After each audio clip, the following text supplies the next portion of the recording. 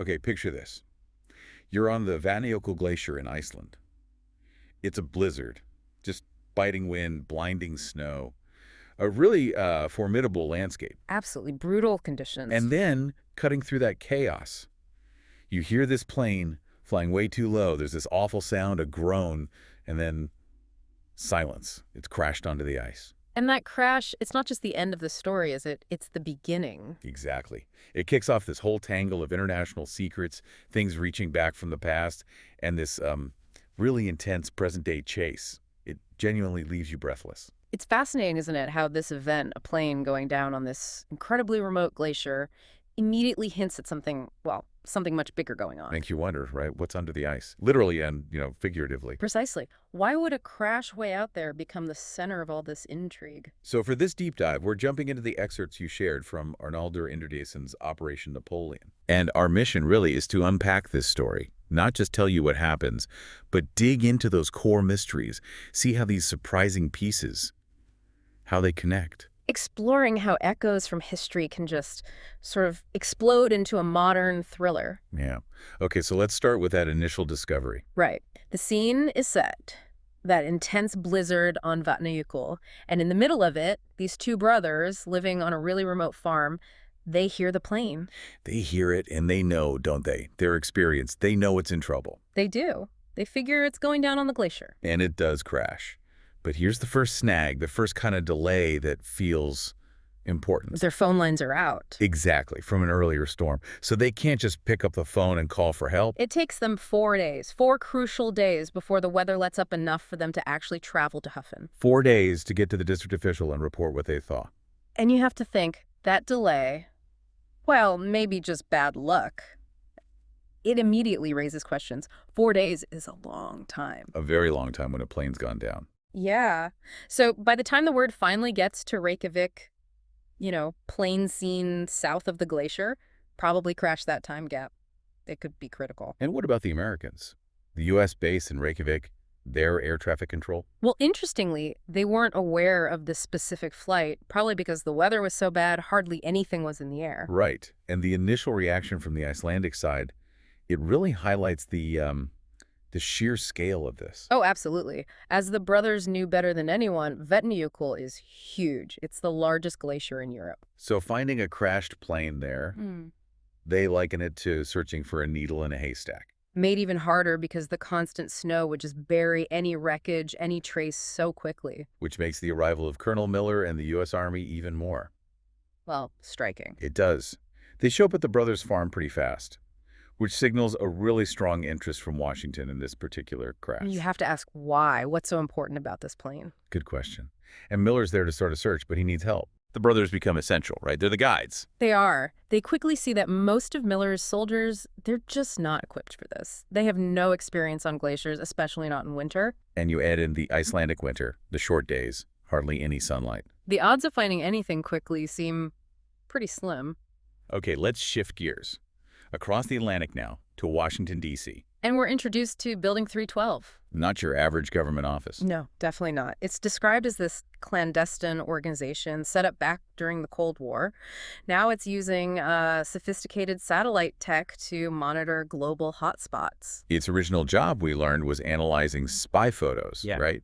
Soviet Union, China, Cuba, during that really tense era. Exactly, a converted warehouse playing a crucial role. But then the Cold War ends and its mission evolves. So it starts monitoring, what, terrorist bases, conflicts in the Middle East, the Balkans? Yeah. Basically new threats. Yeah. And the key thing for our story is its technology. Controlling 8 satellites, that's serious surveillance power. It really is. So think about it. Why would an organization like this, with eyes in the sky, focus on what looks like a random plane crash on a remote Icelandic glacier? It suggests this is anything but random. There's something significant about that plane. Something they really want to know about, or maybe keep hidden. Okay, let's bring in 2 more key people, Kristín and her brother, Elias. Right. Kristín works in a ministry in Reykjavik. She's portrayed as decisive, strong-willed. And her relationship with Elias, her younger brother, it's described as close, but maybe, the text says, not natural. Yeah, hinting at maybe something overly protective, or maybe even controlling. It's intriguing. Especially when we find out Kristín hates winter. She wants to escape the Icelandic darkness. Which immediately clashes with the fact that Elias is supposedly on a winter exercise near Vatnajökull. Red flag right there. What kind of exercise is this? And why him? And then Kristín gets a call from him. He's near Akureyri, heading towards the glacier, testing a new phone. Just checking in, but Kristín, Yeah. she's immediately anxious. Yeah, she warns him, quite specifically, don't go off alone. It really amps up that feeling of pre-existing worry, that maybe not natural protectiveness. Something's making her uneasy even before things go wrong. Okay, so time jumps forward a bit. Now we meet Ratov. And there's a new U.S. military operation on Vatnajökull. But this isn't the first time since Miller, is it? The text mentions another big expedition back in 1967. That's right. Also searching for a plane on the glacier. So there's a history here, a pattern, American interest in this specific remote ice cap. And that 67 expedition, it faced huge logistical problems just getting there. Which underlines that any operation on Vatnajökull is a major deal. It's not somewhere you just pop over to. It highlights the mystery, really. Ratov's arrival is facilitated by the commander of the U.S. base, an admiral who's kind of been exiled there after a scandal. Yeah, that detail's dropped in. And his reaction, this sort of restrained curiosity about another glacier trip, it suggests he's seen this kind of thing before. Maybe he's a bit weary of it all. And John, one of the original brothers who saw the crash, he's still around. And he notes that this is actually the third Army expedition he knows of. Third. So there was Miller's initial search. Miller searched, then Miller coming back alone multiple times after the war, apparently with a metal detector. A metal detector. Okay, that's interesting. What was he looking for? Good question. John says Miller became friendly with the brothers, kept searching for years. They only found out he died when the 1967 expedition guys told them. So a long, unresolved search by Miller. Now, decades later, Ratov arrives. What triggers this new operation? This is where Building 312 comes back in. Their satellites pick something up. Ah, the eyes in the sky. Exactly. Part of a wrecked aircraft appeared on a satellite image, and as soon as they saw it, they stopped their surveillance flights in that area. So they were actively looking, or at least monitoring. It wasn't just chance. And Ratov is leading this new push. How does John see him compared to Miller? Very differently. John describes Ratov as unclean, cunning, impatient under a calm exterior, not like the gentle Miller they remembered. It's like just a different kind of mission, maybe. Or just a different kind of man. Yeah. More ruthless. Possibly. And John also mentioned something else important. The climate.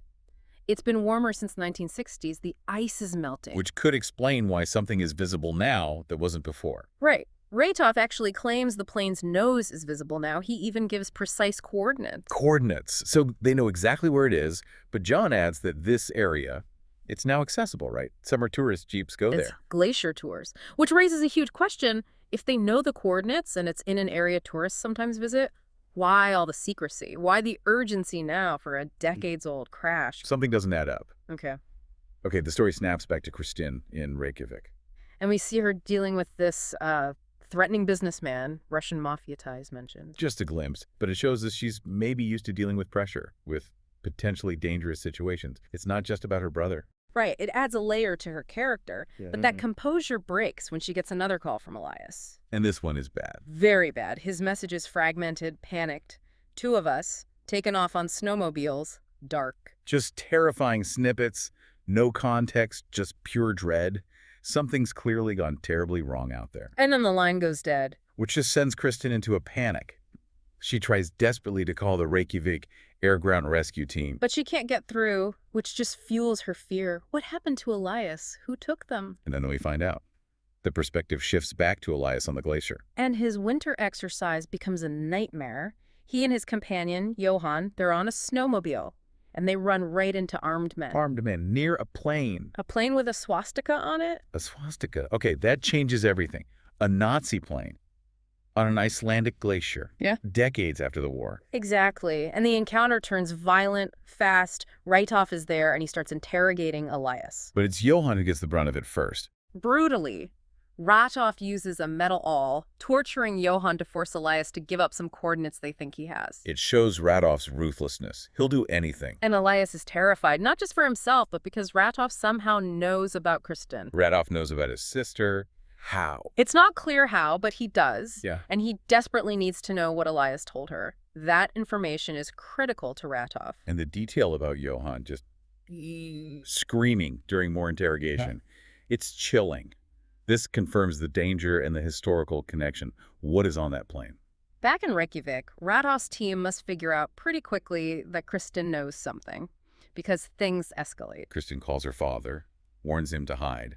The threat is spreading. And then Kristín herself is targeted. She witnesses a murder Ronalfer, maybe connected to that businessman. Possibly. And then these two men, Ripley and Bateman, are after her. And they mention Radhoff. They even mention a conspiracy involving Icelandic authorities. This is big. Much bigger than just a plane crash. Kristin's desperate. She needs help. Where does she go? She makes a risky choice. She goes to Steve, an ex-boyfriend with connections to the U.S. base. It seems like her only option, maybe? Someone on the inside? It seems that way. She shows up at his apartment on the base, completely panicked, disheveled. Trying to explain this unbelievable story. Elias, soldiers, a plane on the glacier. You can imagine Steve's reaction. Confusion, maybe thinking she's lost it. He's worried about her. But Kristin is specific. She asks him point blank, are there American troops on the glacier? And that question, her insistence, it plants a seed of doubt. He agrees to try and find out what he can. Okay, so from Steve's place, Kristin tries the rescue team again. And this time she gets through. To the leader, Julius. What does Julius say? He confirms they've tracked Elias's phone signal. They're searching, thinking maybe they just got lost. Standard procedure. But Kristin asks him the crucial question. About soldiers. Did the rescue team see any soldiers? And Julius says, no, absolutely not. Which directly contradicts what Elias told Kristin. Someone is lying or covering something up. And just then, the immediate danger returns. Steve spots them. Ripley and Bateman outside his apartment. They've been found. They have to run. Now. Yeah, a frantic escape. And just as this chase kicks off, the narrative gives us this little snippet. A conversation between a general car and someone else. Right. Very cryptic. Talking about rewriting history, about cover-ups. It suggests this goes right to the top. High-level conspiracy. What history are they trying to rewrite? What secrets need burying? Meanwhile, Steve and Kristin need answers. They try the U.S. base archives. Looking for any record of operations on Vatnajökull. They meet a contact, Arnold. He seems incredibly nervous. Does he help them? A little. He finds some pilot names but denies knowing anything about activity on the glacier. His anxiety, though, it speaks volumes. So they seek out someone else? Yes, Michael Thompson, a retired pilot living on the base. What does he remember? He remembers the 1967 expedition, and he drops a bombshell. He says astronaut training in Iceland around that time, even Neil Armstrong, it was likely a cover. A cover for what? For other clandestine military operations on the glacier. So the U.S. military has a history of using these high-profile events as camouflage for secret activities on Vatnajökull. Exactly. It fits the pattern. But helping Kristin and Steve has consequences. Arnold, their nervous contact. He's captured by Ripley and Bateman, brutally interrogated until he gives up Steve and Kristin's location. These guys are relentless. They'll stop at nothing. So Kristin and Steve have another narrow escape from Steve's apartment this time. How do they get away? It's desperate stuff. A rubber dinghy to get to Hafnir, then somehow making their way towards Keflavik. They even get a lift from a local baker. Yeah, a moment of unexpected kindness in the middle of all this danger shows their resourcefulness. Where do they go next? They still need answers. They track down Sarah Steinkamp. She's the widow of another former pilot, Leo Steinkamp, who knew Michael Thompson. Does she talk to them? Initially, she's hesitant, but she eventually confirms her husband knew Thompson. And then Kristin mentions Nazis. How does Sarah react? Very strongly. It turns out her own family was murdered by Nazis in Budapest during the war. Oh, wow. So that brings a deeply personal connection to the war and directly links that mysterious plane to the horrors of WWII. It makes it very real, very personal. Now let's jump back to the glacier, Radhoff's team. They've found the plane. What's inside? Not what Radhoff seemed to expect. He was apparently after a huge shipment of gold. No gold. No gold, just 2 crates inside the wreckage. 2 crates, that's it. Yeah. So what is the prize then? If it's not gold, what's so important about this plane? That's exactly what Radhoff must be thinking. This changes things. Why the brutal operation, if not for treasure? What else do they find? Bodies. In German uniforms, one looks like maybe a general, even has an iron cross, and they find a briefcase. The documents. Gar told Radhoff to get all the documents. Right. So Radhoff opens the briefcase. Inside, seemingly worthless files and papers, a flight chart, a logbook, and a small red exercise book. Doesn't sound like much. Worthless papers? Maybe not. But the real breakthrough comes from somewhere else. Tucked under a seat, they find the co-pilot's diary. A diary. What does it say? It reveals the pilot's name, William Miller. Miller. Like Colonel Miller. His brother. Colonel Miller's brother was the pilot of this plane. No way. What else? The diary hints at this incredibly sensitive mission, flying to Berlin during the war, part of a negotiating team. Negotiating team. With who? Disturbing rumors mentioned in the diary about secret deals with the Nazis, even potential plans to attack Russia. This is huge. Secret deals with Nazis. And the diary captures Miller's own conflict, his fear about the mission, about maybe disappearing into the ice forever. It screams secret history, history someone wants buried. While Rathoff is uncovering this, what about the rescue team? Julius. They finally reach the glacier site, only to be met by Rathoff's soldiers. And the soldier. They're aggressive, demand their radios, all communications gear, and flatly deny anyone else is there, any other Icelanders. They're trying to isolate the site completely, control the information. And then it gets worse. They actually shoot at the rescue team. They fire on Icelandic rescuers. That's an escalation. Absolutely. It confirms they will use force to keep people away, to hide whatever they're doing. Meanwhile, Kristín and Steve, they're heading back. Despite the danger. They are determined, but they don't get far. They're intercepted by soldiers on snowmobiles. Heavily armed. They must realize how quickly they were found. Kristín does. It's chilling. She knows they're being watched closely. Her only life insurance, as she thinks of it, is that others know where she is. The soldiers order them back, presumably. They do. But Kristín, she defiantly mentions Rathoff's name. Does that get a reaction? Yes. The officer in charge seems surprised she knows the name. A tiny crack in their armor. But it doesn't stop them from being captured. No. That defiance is short-lived. They're taken into custody, transported to the military camp. And Julius, the rescue leader, he sees this happening. From a distance, yes. He sees the helicopter activity, sees a man and a woman, Steve and Kristín, being taken into separate tents. His worst fears confirmed. Inside the tent. Yeah. What does Kristín find? Something horrific. A body bag. She opens it.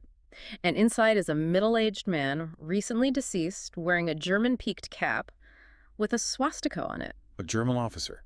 Just killed. It seems that way. And then Rathoff appears. Right on cue. What does he say? Just acknowledges the body, calls it a pretty sight, then turns his attention to Kristín. She recognizes him, obviously, Yeah. but finds him physically unimposing. Yeah, surprisingly so, given his actions. Just a scar under his eye marks him out. His demeanor, though, is deeply unsettling. Calm, but menacing. And then the encounter turns violent. In an instant, Rathoff taunts her, then suddenly, brutally stabs her. He stabs Kristín. Yes, she cries out in agony. Steve tries to fight the guards, but he's overpowered. Rathoff just orders the body bags loaded onto the helicopters, including Kristín. Apparently so. But just before everything goes dark for her, Kristín gasps one word. Napoleon. Napoleon. And Rathoff's reaction is a shock. Fear, even. That name means something critical. Back in Reykjavik, the Icelandic authorities must be getting really agitated now. Unexplained military activity, rescue teams being shot at. They are very concerned. But General Carr, back in the U.S., his priority is clear. Secure the plane, control the story, misinformation. Exactly. And we get a flashback. A conversation between Carr and the older Miller, the colonel. What does that reveal? It confirms Miller sent his own brother on that doomed flight. He blames himself, calls it a preposterous operation. He carries immense guilt. And he knows that Rathoff has the plane, the documents now. Yes, and he tells Carr he doesn't want to lose him again, referring to Rathoff, presumably. It's just a complex, maybe manipulative dynamic between them. Okay, so on the transport plane, Kristín is barely conscious. In a body bag. Who finds her? Miller. Colonel Miller finds her. He's there, on the plane. He is. And he then finds the other body bag and identifies the body inside as his brother. A devastating moment for him. But what about Kristín? And Elias? In a surprising twist, Carr tells Kristín right then that Elias is alive. He's in a hospital in Reykjavik, recovering. Alive. Yeah. After everything, that's a small piece of relief in all this horror. A very small piece. So Kristín eventually gets back home, but her memory is fragmented, traumatized. And Julius, the rescue leader, tells her what the official story is now. Yeah, he recounts all the lies the military is spinning. Winter exercises gone wrong, lost satellite equipment, a staged air crash, even a fake story about searching for lost gold. A complete fabrication to cover up the truth. And Steve. Officially declared missing. The Icelandic government issues a statement saying they gave permission for exercises. Even though the media reported the attack on the rescue team. Despite that, the Americans issue a sort of non-apology, still denying they knew anything about Elias or Kristín being out there. The cover-up is in full swing. Kristín must be struggling to process all this. Operation Napoleon. Moving Hitler. It sounds insane. Completely unbelievable. And then comes the official news. Steve's body has been found, dead on the U.S. base. They silenced him too. It reinforces the ruthlessness of the cover-up. Kristín, needing answers, starts researching. Nazi Germany, Hitler's fate, all the theories. And she finds something concrete. Yes. Among the few belongings recovered from the German officer Rothoff had with him, she finds a torn piece of a document. And on it, The words Operation Napoleon. the direct link. Connecting that dead officer, the plane, the mission, to that name Rothoff feared. It confirms it wasn't just a random word Kristín heard. It's real, but she can't let it go. She becomes obsessed. Obsessed with what? With finding the truth. Her focus shifts to a remote island off Argentina called Born. Argentina. Why there? The book doesn't explicitly state why her research leads there initially, but it becomes her focus. She meticulously plans to disappear, erase her tracks, avoid surveillance. She goes there, to this remote island. She does a solitary journey, and on this desolate island, she finds something. What is it? Crude carving. Etched into a weathered stone, it just reads, Blondie's 1947. Blondie, Hitler's dog. 1947, 2 years after the war ended. Exactly. That's the final chilling clue the excerpts leave us with. Wow. So we've journeyed through this incredible tangle, the German plane's real mission, the ominous Operation Napoleon, the tragic fates of Steve, Runolfer, Johann, Miller's brother, and now this cryptic Blondie inscription. It really is a compelling mix, isn't it? Where historical possibility brushes up against fictional thriller elements. It leaves you wondering about those hidden agendas those secrets governments might keep.